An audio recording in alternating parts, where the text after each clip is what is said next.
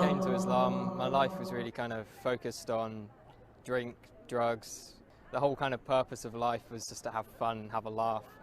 And it's just a way of kind of making your life bearable until you die. I tended to kind of be in a kind of heavy metal crowd, hanging around a lot of people with similar interests, which weren't always the best company to keep. My first experience of seeing Muslims was the 9/11 attacks. I remember I was quite young at the time and I wasn't completely aware of what was going on.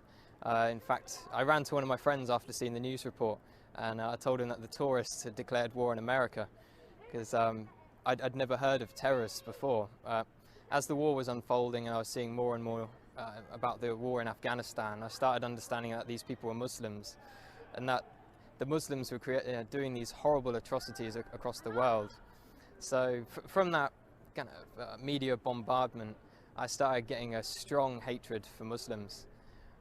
So much, in fact, I tried to join the army 3 times with the goal of wanting to go over there and kill as many of these people as I could, to do my bit for the country and to make it a bit safer for my family.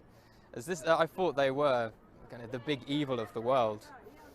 I started hearing a bit more about Islam. It was the last time I was applying for the army. I came across this radio station. It was at a time when I was listening to conspiracy theory radio and things like this.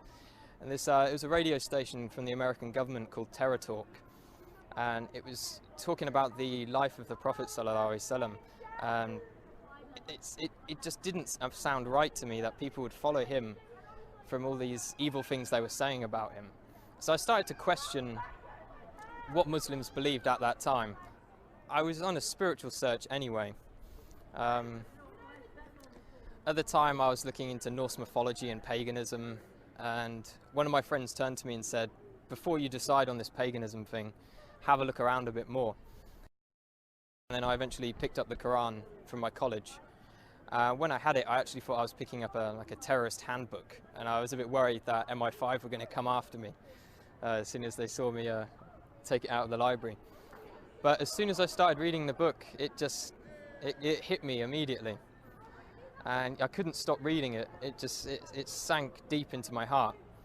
And as I kept continuing through the different surahs, I remember reading about the people in the fire having boiling water to drink, burning their throats. And as I could read this and I was living this awful life, I could feel my throat burning, and I could feel kind of how real this thing was and how I had to change. The first day I went to the mosque, I spent all day there reading, and my mum called me in the evening and asked me, where had I been all day? And I said I was at a mosque. She's like, what? No, you can't be at a mosque, you're a Christian. Christians don't go to mosques. And she was very, very shocked and thought I was going down a bad path. That was my mum's original reaction. After a while she started to accept it. She'd done a lot of crying. I'm not too sure why she was crying. I think she felt I was rejecting everything she'd taught me. A lot of people say when they find Islam, it's as if they've come home. And that's just the feeling I get. It's as if me in the past wasn't me at all. I was being controlled by something else. Only good things have happened since I've become Muslim. My life is sorted out, and I've never had so much going on in my life at one time. If I was going to give advice to someone else who is thinking about Islam, I'd definitely tell them to come to the mosque and speak to a man of knowledge, not search the internet for the answers. There are some good things on the internet, but when you don't know anything about Islam, you can't judge what is right and what is wrong.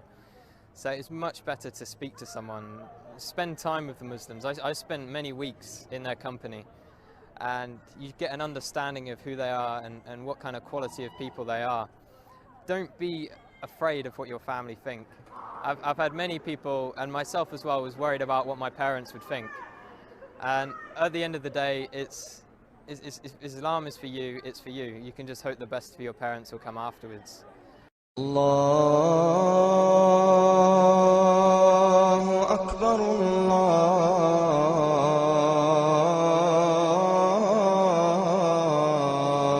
أكبر الله أكبر الله